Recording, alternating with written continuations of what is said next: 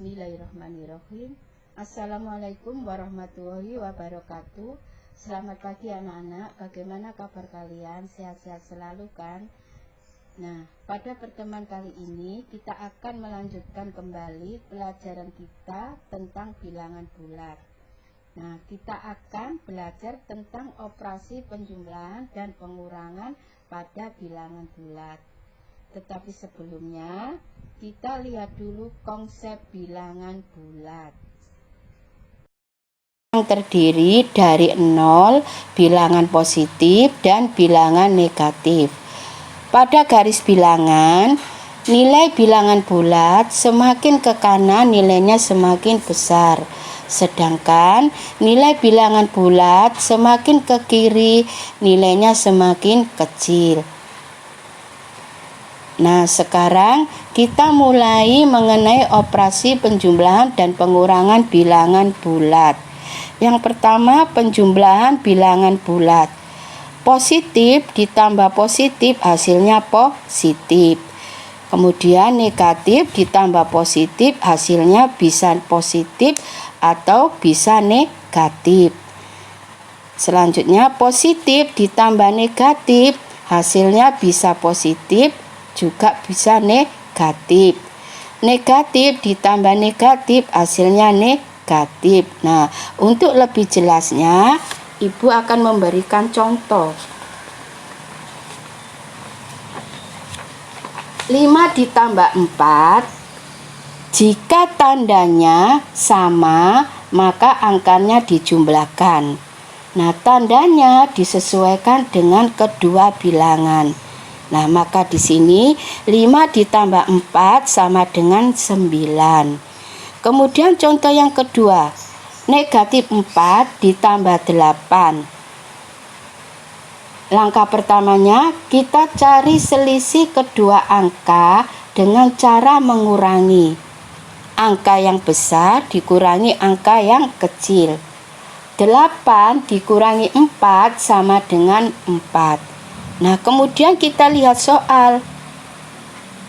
Kita lihat negatif berada di angka yang kecil, maka hasilnya adalah positif.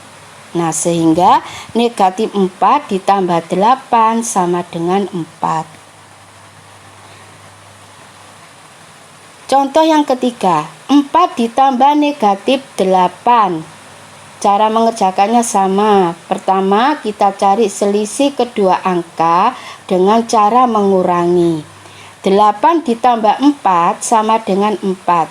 Kemudian kita lihat negatif berada di angka yang besar.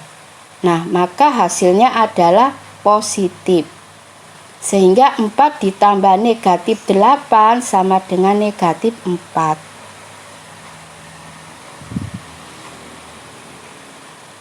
Negatif 5 ditambah negatif 2 sama dengan negatif 7. Nah, karena tandanya sama-sama, kita jumlahkan dan tandanya disesuaikan dengan kedua bilangan tersebut.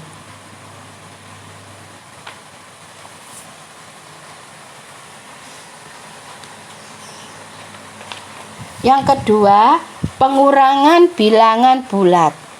Positif dikurangi positif, hasilnya bisa positif atau negatif.